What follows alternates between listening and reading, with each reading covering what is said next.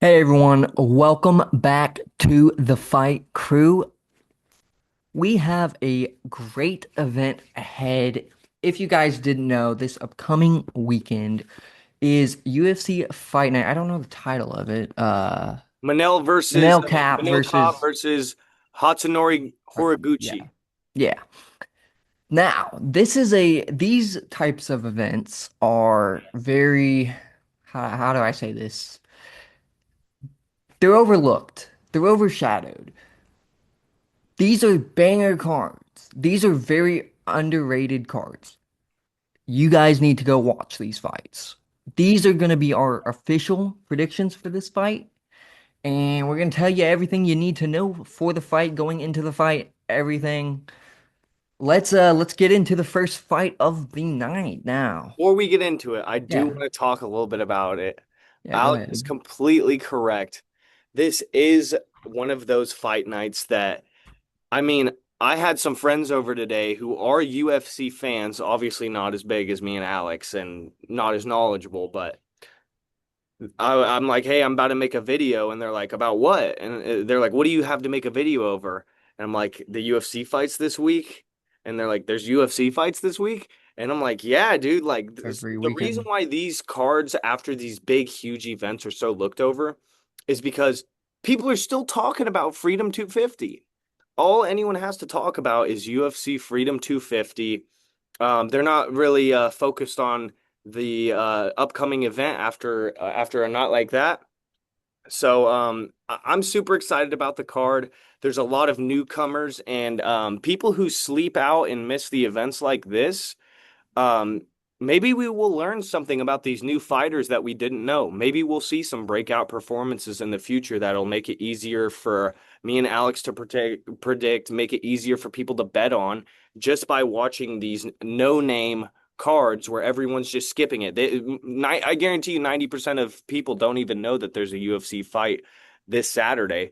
So me and Alex are here to break the news, but yep, super excited and let's go ahead and Alex take away the first fight of the night. What you got? We have Shane Collins versus Oteri Tenzavali. You know, give me Shane Collins. TKO, KO, round two. And, you know, I say that because, like you said, it's a battle of newcomers. These are brand new. I mean, 7 and 0, 10 and 1, brand, like literally brand spanking new. These are definitely brand new fighters. Give me Shane Collins. Just give it to me. Um, So, what I have for this fight and what I've noticed about this card earlier while I was going over it, there's a lot of new Georgian fighters fighting on this card. We got Ottorio Tanzavoli. I don't know anything about either of these guys. I think I might have seen Shane Collins fight once, but I think this is going to be a decision heavy card. I'm not hoping it is. I just think it is. I know I've said that in the past, and then the card ended up just being full of knockouts and everything. Me and Alex were talking about the card, not about who we had picked, but about the card, and he was saying that I think this is going to be a great display of mixed martial arts in general. Sometimes it's not, and it's great cards, and it's just people slugging it out, knocking each other out. I have for this card Vittorio Tanzavoli from Georgia, 10 and 1 by decision. That's what I have here in my notes or knockout. I'm leaning more towards the decision route since it's the first card back from the White House card. This is in the Apex. There's not as many fans there. I don't know much about these fighters, but give me the Georgian by decision or knockout. well, I mean, Collins, I mean, I know he puts on heavy pressure, and I know that Tanzavali has a very good, strong base. I think it's just gonna who's gonna be the better man at the end of the night is how I think this fight is gonna play out. I completely agree. I completely agree. All right, up next Bathroom break. we got the ladies. All right, we have the ladies coming up next. We got Carol Rosa versus Luna Santos. I mean, I don't even like incorporating these into my predictions, honestly. If it weren't for this channel, I wouldn't even, if it weren't for the fight crew, I wouldn't even look into these women's Fighters. fights other than the top of the top, like Weili Zhang, Valentina Shevchenko. And I know that sounds bad, but it's just like they come and go. They're there one day, they're gone the next. I mean, 19-7 record versus a 10-2. I'll just go over my breakdown. I got this Luna Santos by decision. I just have in general the fight going to decision. I might put my money on the decision, but other than that, I wouldn't really bet on a fighter here. What do you have, Alex? Let's just go speedy through this. This is a bathroom break. We already know. It's a bathroom break. I have Luna Santos submission, and I'm gonna actually call the method of submission. I'm gonna say rear naked choke, round two. Um, you Wow. know, Rosa is a durable gatekeeper, but Santos is riding on something. I So agree. I agree. Rosa is a durable gatekeeper, but the longer you go in your mixed martial art career, the harder it gets, yeah, especially if you're a lady. So, I mean, hey, me and Alex got the same pick, Luna Santos. yeah, Coming up just next, I'll introduce it. We got Gaston Bolanos versus Michael Aswell Jr. I'll let Alex start this one out since I did the last one. What do you got here, Alex? Give me a breakdown. This is one of those ones that was kind of tough for me because I mean, they're both not the greatest talents I've ever seen before. I mean, Gaston Bolanos not not been the most impressive career. He looks like Ilia Topuria Jr. but he always brings explosive striking. That's the thing, He he's a does. very explosive striker. He does. Uh, Personally, give me Aswell. I think his structure, his pace, everything, his performance will be great. Give me a decision for this one. Unanimous for round three. Just give me the decision for this one. I think this is going to be the decision. By Michael Aswell. Yes. Very nice. I think Gaston Bolognese ain't got nothing on him. I think What we do you skipped got a for this? fight, buddy. We did Leon Shabazian versus Le'Veon Chakel. Okay. We're gonna go. I'm gonna give my pick for the Gaston Bolaños one as well, but then we'll go back. We skipped a fight. We I knew did. it. I was like, I wait, should have I should have called that out because I did see that. you did? Yeah, I did. I You was should like, have called wait, my there's ass out, yeah, buddy. I should have called you out, but I didn't. I kind of just let it go through. All right. Well, we'll keep it go. Leave it in. Yeah. Leave it all Yeah. in. We'll Who leave it cares? in. Who cares Yeah. about editing? Let's leave it in. I got for this fight. I have Michael Aswell, same exact pick as Alex by decision in my notes. We do not go over our picks before the fights. I have the same exact thing. But like Alex was saying at the beginning, Gaston Bolaños is like a Walmart version of Ilia Topuria. He comes with pressure, he comes with power. He's going to come and try and knock you out, but his gas tank really isn't there. And I think Michael Aswell Jr. has the experience to use his wrestling, shoot in for takedowns, maybe land some control time, stay on the outside, and get a decision. Now, let's go back. I'm sorry. Rewind. No one told me. All right. There's a lot of fights that have been canceled on this card, by the Oh way. yeah. So I'm looking There's at like like three three. different screens. We're looking at who's still on, who's still not on. Who do we have, Alex? We have Leon, I don't even know how to say his last name. It just looks like all the Shabazian. same letters. Shabazian. Yeah. Leon Shabazian versus Levon Chakel. Me, this was a fight that I didn't see until last minute, so I didn't really do my research on this fight. I did a little bit, but give me Levon Chakel KO round two, based on my research that I did, which was like 5 minutes. Very nice. So I know I did skip over this fight, but I did do my research about it a little bit. Same as Alex. I think it took me a while. I was looking at them. I mean, Levon Chokeli.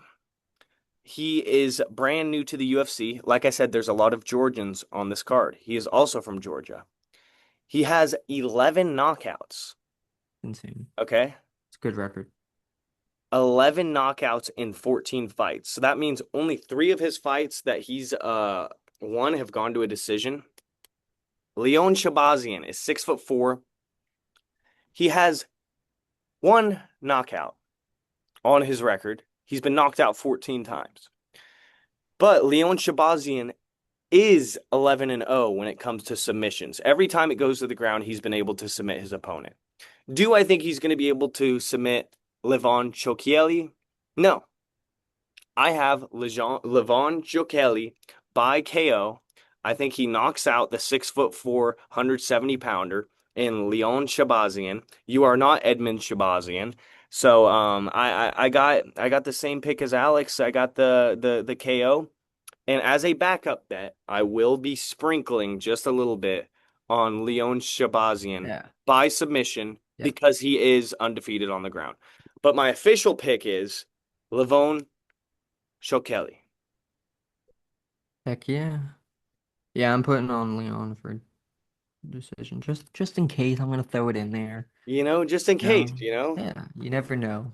These you cards never are know. very, very underrated, and you never know, especially like with these cards, like the White House card. That was kind of easy to predict. These cards Yep. are way harder. Yeah, Way, yeah, way yeah. These harder. this is not no White House Mm-mm. card where you can just pick every favorite or pick every fight to go by knockout. This is not how this It's is. like This is throwing a light in the tunnel. Yeah, it's Impossible. most definitely harder to pick these cards, which makes the videos and watching it so much more fun because you never know what's going to happen. Yeah.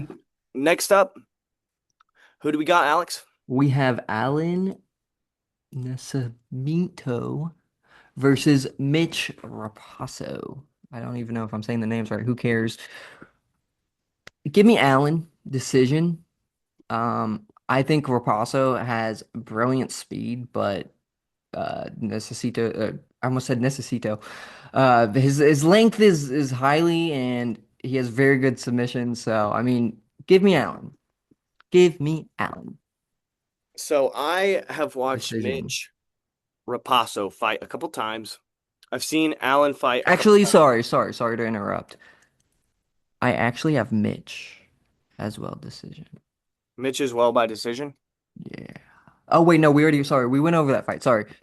Allen, sorry. I do have Allen. Sorry. It's Allen it's it decision. yeah, Allen it's hard decision. because we just Yeah. went over Michael Mitch. Yeah, Yeah. I got confused.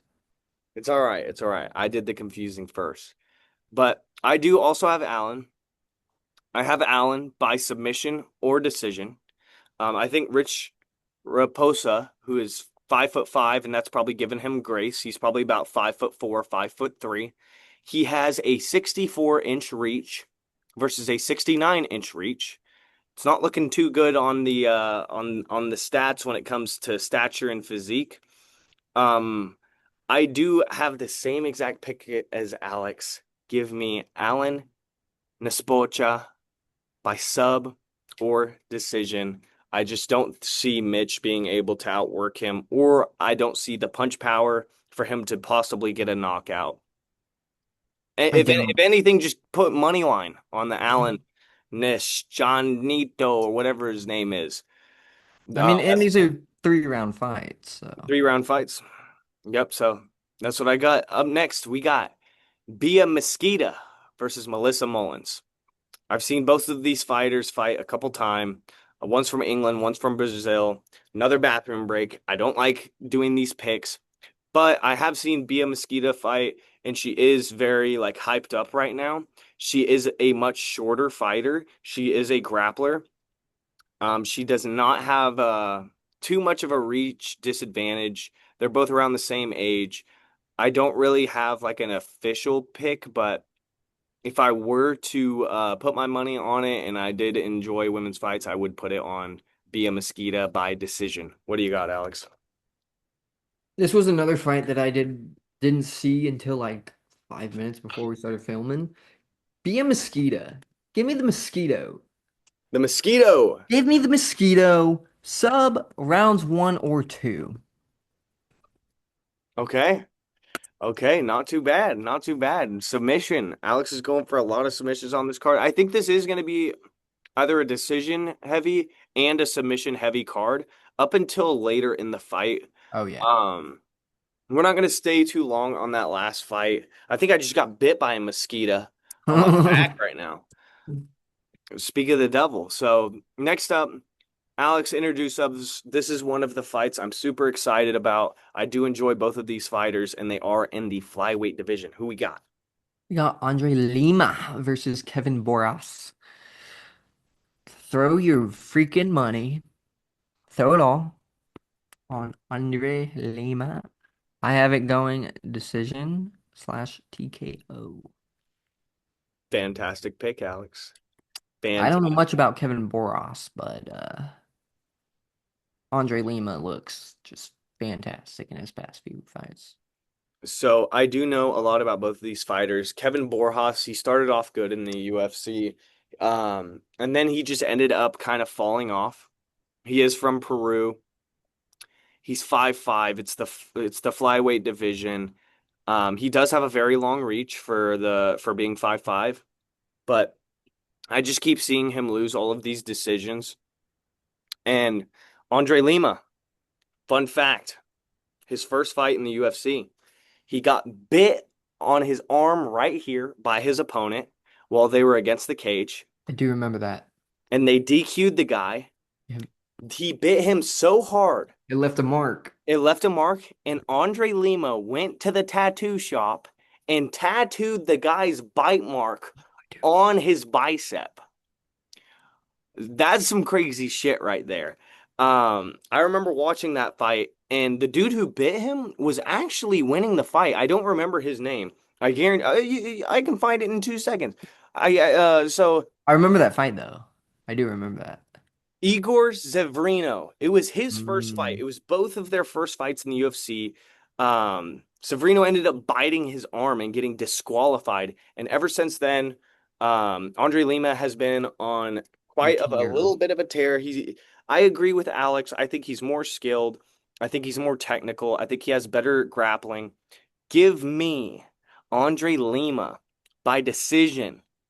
And if you're feeling a little bit lucky and you're feeling like there's going to be some finishes, and if there hasn't been some finishes in a while when we get to this point, sprinkle it on the submission because he does have phenomenal grappling. And I think he might be able to tire out Kevin Borjas and get him in his submission. Don't be surprised if you see a rounds 2 or 3 submission on this fight. Is that your official pick? I like the decision prop, but you know me, I'm a degenerate. I'm going to bet on both. I'm going to bet on the decision and I'm going to bet on the submission in round 2 or 3. Good. That's smart. Yep, that's what I That is got. smart. On to the Perfect. main card, baby. Let's go. Starting off the main card, probably the fight I'm most excited about on this card. Go ahead and bring it up, Alex. We have Vinicius Oliveira versus Andre Fili. Vinicius, he's Brazilian and he looks good. Me personally, I got Vinicius KO, TKO, round two. Round two. I'm That's a excited for this fight. I think this is going to be a great, great fight. I think this is going to be like a spark that starts the night. I completely agree. This is one of those fights that I've been jonesing about. I've been thinking about ever since I saw the card. I love the Vinicius Oliveira fighting style. Andre Fili's a vet. He's not been doing too hot later on in his career, but that doesn't mean he's not a scrapper. That doesn't mean he doesn't come to put on a show. I'm always entertained.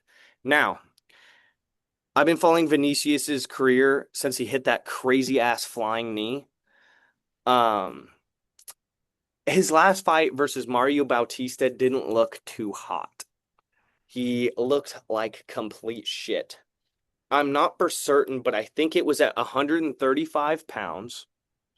And I know for a fact that this fight is at 145 pounds. And Mario Bautista is one of the greatest bantamweights out there right now. There's not he's in contention up there with the rest of the bantamweights. I just think that Vinicius Oliveira, who's fought out of chute box, who is in some of the greatest gyms out there in Brazil, is going to have the power and the strength to finish and a dilapidated Andre Fili. Give me Vinicius by KO in rounds 2 or 3 or submission. Finish either way. I'm going to be betting on the KO and I'm going to be betting on just for him to finish the fight. That's what I got, plain and simple. Andre Feely is not looking too good with 13 losses. Mm-mm. When is it time for Andre Fili to ask the question, hey, do I hit 15 L's and take it home, or do I hit one more and leave? What's the, because he does have over 30 fights. I mean, when do you think you see his time to come out? I don't really know. This might be it. I If don't know if I'm the person who should be judging people's retirement, even though I do all the fucking time. Michael Chandler should have retired on the White House lawn, let's be fucking honest. But Derek Lewis. I just can't remember the last time he's finished anyone, and I'm sure I could look at it, but I really don't want to. I like Andre Fili. I like seeing him fight, but I really just think this is going to be a nasty beatdown by Vinicius. And if it does go in dramatic fashion, maybe he should wrap it up, or he might just get cut. I mean, that's how the UFC is. Yeah, that's how they've been doing it. I truly think if he does lose this next fight, he's going to get cut. Imagine waking up and you get a tweet and it's from the UFC saying that they've cut you. They didn't UFC call Raw you, they Watch. didn't text you, they just posted it on I Instagram. posted Like, it first. I found out first. Yeah, I mean, rough. But yep, Vinicius Oliveira, I feel like it's a lock, so I'm definitely gonna be throwing down on Vinicius. Super excited for that fight. Feel like it's gonna be a beatdown. Feel like it's gonna be a brawl. Exciting stuff. Next up, we got Melzik Bogdanzarian versus Murtzali Magomedov. Alex started off the last one. I'm going to start this one off. Don't know too much about either fighter. One's from Armenia, the other one is from Kyrgyzstan. Very foreign places in the world, so they definitely are training super hard. Um, Kazakhstan, definitely, for sure. I think that after seeing these guys' records, Murtzali Magomedov is 10 and 0, 10 finishes, 5 KOs, 5 submissions. I just think that he has the skill to finish Melzik Baghdasaryan, but I am a superstitious gambler. This guy's never fought in the UFC. Neither is Melzik. Whenever it's someone's first fight in the UFC and they've been crushing cans over in Kyrgyzstan their whole life, I'm not saying that they lose, but sometimes it's not the knockout or the submission that they want.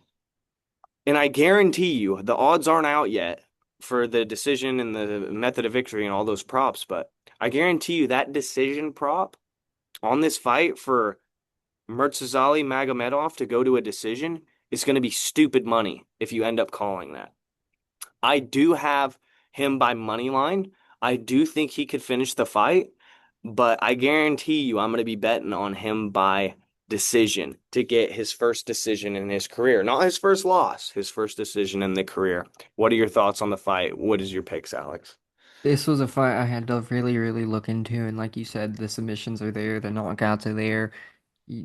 It's his first fight in the UFC. Both of these guys, right? Hmm. Yeah, yeah, yeah. I'm gonna be ballsy with this one. I have him sub round two, rear naked choke again. All right. So, Mertzali Magomedov yeah. by submission. Not too shabby of a pick. Not too Mm-mm. shabby. I mean, he does have the submissions and he does have the knockouts, but I And just this is have a that fight I'm feeling. excited for. I am too. I am too. I love seeing people These are go in brand new there, fighters. brand new fighters who are there to test themselves in the UFC. So super excited. You want to break down the next fight, Alex? We have Hyder Emil versus Christian Rodriguez. I have actually not seen this fight. So, these are gonna be That's what I'm saying. live. Hey, Yeah, I didn't. earlier I skipped over a fight. But that's the thing about this card. There's been like four canceled fights. There's been like Yeah, three fights added on within the past like 2 days. So cut us some slack here, guys. crazy. You motherfuckers didn't even know this fight was happening. So be grateful we're here breaking it down for you. All right, Alex. I know you want some time to look at it. I'll let you look at it. I'll just I say, mean, this is I got Christian Rodriguez decision. yeah, yeah. I mean, That's fine. I don't really. This is one of those fights where it's just like 11-2, 12-4, flyweight fight. It's like a featherweight, my bad, featherweight fight. None of these guys are really knocking anyone out. They don't have a lot of knockouts on their resume. They don't have a lot of finishes on their resume. That's not a bad thing. It's not like Mm-mm. it's not going to be some, it's not like it could be some technical fight. Yeah, I also have the fight to go to decision. I don't really know who's going to win. Christian yeah. Rodriguez's, This is a toss up. yeah, Christian Rodriguez's record's not the best when it compared to Hyder Emil, but I mean it's 11-2 and 12-4. I just give me the fight to go to a decision. I don't really see a finish happening here. Not too much to say about it. But this next card, okay, this next fight, Navajo Sterling versus Ion Cutelaba. This is one of those fights where it's a no-brainer for me. It's a no-brainer for me. Alex, I don't know what you picked, but I have the easiest pick ever. Give me Navajo Sterling by whatever the fuck he wants. Whether it's a submission, whether it's a KO. I know Ion Cutelaba is very tough, so there's a possibility it goes to a decision. I see Navajo Sterling styling on this guy, either knocking him out cold or hitting him with a stylish couple punches, rocking Ion Cutelaba, and then running in for the submission. That's what I have. I think Navajo Sterling is a great contender in the light heavyweight division. Ion Cutelaba is at that point in his career where he's lost a lot. I'm a big fan of him. I love the way he fights. He goes out there and he's like, "Rah!" And he's like smacking his chest whenever someone hits him and everything. You're not going to be smacking your chest and yelling and running all over the place when Navajo Sterling hits you with a big right hand. I mean, 75-inch reach for Ion Cutelaba, 79-inch reach for Navajo Sterling. Both of them are technically in their prime, but I just think that Navajo Sterling is so much more talented. What do you have on the pick, Alex? I have Navajo Sterling TKO slash KO round two. I mean, there's not much to add on what you said, other than he's 9-0. Sounds very brand new to me, to at least to the UFC.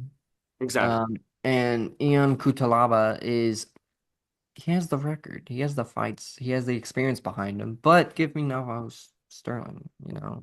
This is just gonna be one of those things where it's like, we'll see. Just throw it up there. I'm excited. This fight looks really, really good. I will say no, Navajo is 3 inches taller with like a 3 inch reach advantage, which makes a huge difference. So, And here's one of the things I want to say about that too. If you've noticed in the light heavyweight and heavyweight division, the skinnier, taller guys tend to lose versus in the bantamweight, featherweight, and flyweight, the skinnier, taller guys tend to win. This isn't one of those situations where this is just some skinny, taller guy. Navajo Sterling's fucking jacked to the gills at 6'4". He looks like a brick shit house. So not only does he have the physique to back it up, I think he has the skill. Give me Navajo Sterling, brick shit house from New Zealand, crazy axe murderer coming out there to fight. I hope he doesn't make me eat my words and put on a boring decision. But coming up next, Alex, the final fight fight of the of the night. card. After this, there is no fights. There is no more fights after this. Um, Go ahead and break us off, Alex. Introduce us. We have Manel Kopp versus Kyoji Harajushi. I don't even know. Horiguchi. Horiguchi. Horiguchi. Give me Manel Kopp KO slash TKO around three. Um, I've seen a few things about Manel Kopp. I've seen a few of his fights. Looked good, looked stylish, but give me Manel Comp. Now, uh, Horiguchi, I don't know much about. I don't know about much about He Gucci. was before your time, buddy. Yeah, clearly he has over 40 fights. Yeah, Way before my time. I'm about to spit on this fight right here. Let me Yeah, jump in, take it away. Alex. All right, so first off, I want to talk about Kyoji Horiguchi. He used to be in the UFC back when TJ Dillashaw was the champ, back when Mighty Mouse was the champ. He used to be in the UFC a long while ago. And I don't exactly know what happened. I don't know if he got cut. I don't know if he I'm pretty sure he stopped to go coach. I'm pretty sure he stopped his UFC career to coach at American Top Team. Don't quote me on that, but that's just a little bit of my UFC ball knowledge coming out. He recently came back to the UFC in um in 2024. He was gone for a long time, like I think like a year and a half, 2 years. He like wasn't in. It wasn't from injuries or anything else. And then he came back and put on two fantastic performances. Now, that's a little background about Hyoji Gucci. Manel Kopp, he's a French fucker. He is. It says he's from Portugal. He's a Nope. French fucker. He's like Cyril Gahn. He's dirty as it fucking gets. He's gonna poke you in the eyes. He's gonna kick you in the nuts. He's gonna hit you in the back of the head. He's gonna do everything illegal. He's gonna stomp your knee. After he does all that, he's gonna poke you in the eye again. He's gonna kick you in the nuts again. He's gonna stomp on your knee again and then hit you in the back of the head. That is the Manel Kopp fighting style. That's his And I way and I know this sucks to hear, but those cheating French fucks win all the time. all the time. All the time. And you can't blame them. Mm-mm. If the ref's not going to call you out for cheating, you might as well cheat. You know, like you can't, it's not fair. If this is the thing, people in this sport, this is a very honorable sport. I agree. I've been in mixed martial arts for years. It's a very honorable sport. It's a lot of respect. It taught me a lot of things about discipline and it taught me a lot of things in life. But one thing I've noticed is the cheaters win. John Jones, cheater, Wins. wins. Cyril Gahn, cheater, Wins. wins.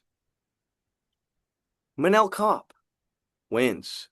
Give me Manel Kopp by decision or KO in rounds 2, 3, or 4. I don't see it making it to the fifth round. But after I said all this stuff, Kyoji Horiguchi has fought the best fighters in the world. I know for a fact Manel Kopp has not fought the same level Mm. of competition as Horiguchi. And these are both flyweights. Horiguchi is built like a brick shit house for flyweight. If there is one way he pulls it off, it's a submission. So, as a backup, I'm super confident on Manel, but as a backup, give me Kyoji Horiguchi by submission as a backup. Official pick Manel Kopp, KO or decision. But yeah, man, that wraps up the whole fight. Um, we went through everything. Just to do a little recap, make sure y'all go watch our previous videos. Make sure you go watch all of our other breakdowns, see how we went. One thing that I also want to do is I want to have like our totals of like how we've gone since we've started the channel. You know, like which one, how many we've got right. Because last week you went 5-2, I went 7-0. A week before that, I went 10-2, you went 11-1. Yeah. You know, I want to like break down, all right, so for the year, we're at this, you know? So there's going to be a lot of cool stuff coming to the channel. Like I said, y'all need to keep tuning in. We have another card next week. And then the card after that is going to be Conor McGregor versus Max Holloway. Super exciting stuff. We're super jacked I'm about the pumped for future that of the one. UFC. Next week there are some firefights as well. I know Did you this check the week. time, bro? They're at like 8 in the morning. Are you serious? I'm Where's dead it at? serious. They're at like 8 in the morning. Where's the fight at? I have no idea. I just looked at the Holy shit, dude, these time and it guys are said going 8 everywhere. Okay, a.m. well, it looks like I will be waking up early next week Yeah. because the fight is in National Gymnastics Arena in Baku, Azerbaijan. Where in the world is that? Hey, spin the globe around, throw a dart at it, and try and figure it out because this is the one great thing about the UFC is there's no fucking way in hell no football or basketball is going to Azerbaijan. Mm-mm. Sorry to break it to y'all, but this is the greatest sport in the world. The highest highs, the lowest lows, and yeah, man. I mean, I really don't have much to say, Alex. What do you have to say before we go ahead and outro this motherfucker?